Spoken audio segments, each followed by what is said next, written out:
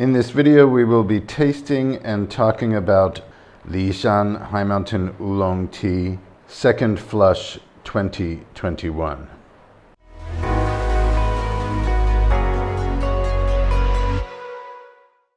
We're here today tasting two consecutive harvests of our Li Shan High Mountain Oolong Tea 2021. I have spring on my left and the second flush, summer, on my right. There are only 3 harvests of this area of tea. So some people call it fall. It's between the spring and the winter harvest. And this happened in late July. So today, this is literally the first time I'm getting to try spring and summer together. I've been wanting to do this for weeks. I was really pleasantly surprised with the summer harvest. I didn't get to go to the factory. It came down the mountain. I got to taste 3 samples, 3 different days of harvest. And this one was definitely distinctly better, in my opinion, than the other 2 days.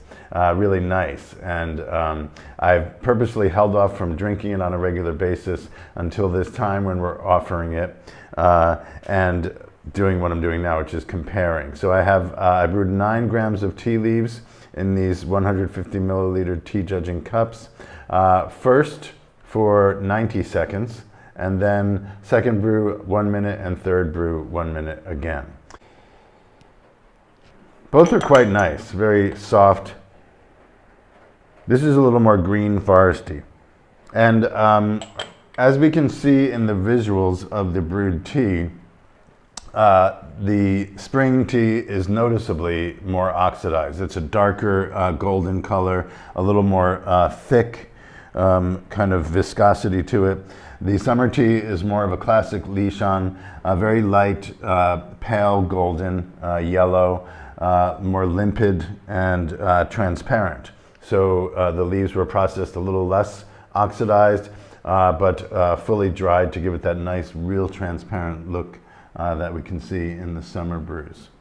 Okay, can't wait any longer. Let's do this. I'm going to start with brew 1 of spring.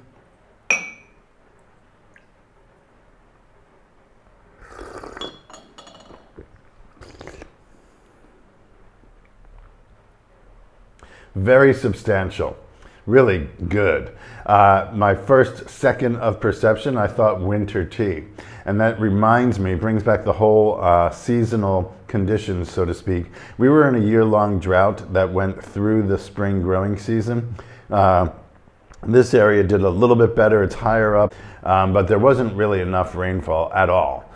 For these leaves to grow, the new growth to grow properly. And they looked visually small, but they had been on the tree for longer than usual. So they were kind of stunted in their growth due to the lack of precipitation. And it has a winter character to me, which means that it's a little more dense, a little more forest green, less floral, more of a thick green flavor. Definitely high elevation personality though.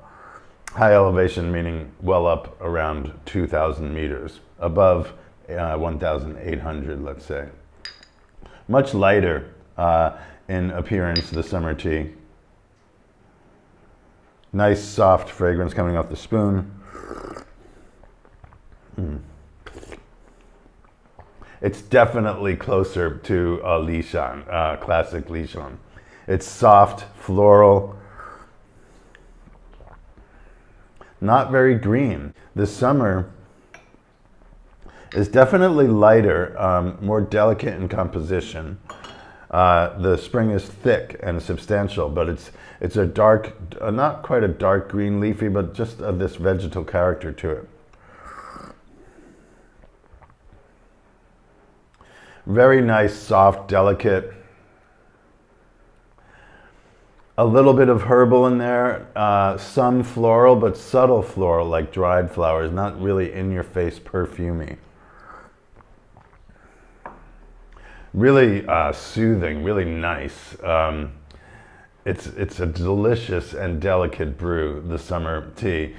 Just as I remembered it when I chose it, I was like, oh, okay, we got it. And it makes sense. I'm getting goosebumps at recollecting all this. The summer growth was more like a spring. The seasonal conditions the growing season was a lot more like spring. So there we have it, a high mountain oolong from Taiwan's highest elevation tea growing region, the Li Shan, which means pear mountain, which is also just next door to Dayuling. Dayuling is on the same road, it's really the same ridge. Our farm in recent years is on the western side, a little bit further lower, so it goes up to, I think the highest farms are at 2,800. We are at 2,000 meters. But the climate there, elevation is definitely not everything. There was a long marketing trend in Taiwan 20 or 30 years ago. The higher the better. It's just not true. I mean, it really comes down to the soil and the farming methods, and especially the people who are making and processing the leaves. And this farm, we feel, is ideal. It's overlooking one of the largest reservoir watersheds for the closest metropolis, Taichung. And you can see the reservoir from the farm. And that allows for this daily fog to come up and humidify the area and give the plants what they like, which is diurnal temperature shifts. So higher temperatures in the day, lower temperatures later in the afternoon when the fog comes in, and then continuing to decrease through the night. It really is quite different. I mean, you can see the visual difference, but the flavor profile, I guessed correctly, or I recalled correctly in my assessment of how the spring tasted compared to the summer. And this moment is the moment of truth and proof of that fact. The dried leaves, the spring harvest is noticeably smaller. It has a nice appearance. It's dark green. There's no yellowing really.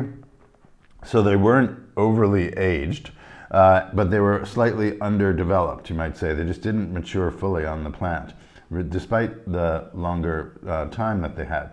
And summer looks like a classic second flush. It's a little bit bigger. There's a little bit more color variation. No real yellowing though. It's still within the green spectrum, so to speak. Some darker and lighter green. And not a huge amount of stem material. This is malcha, so it hasn't been destemmed, it hasn't been roasted at all, straight out of the factory.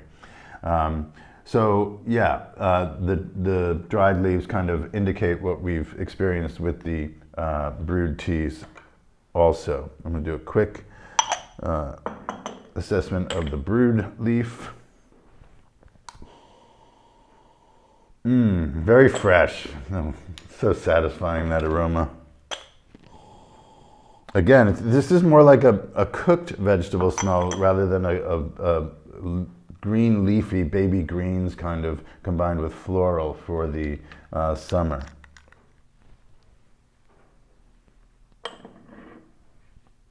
Yeah, you can see that classically, summer second flush grows faster and ends up being bigger basically, but you can see the substantial thickness to the stems here, and that indicates a higher elevation growth.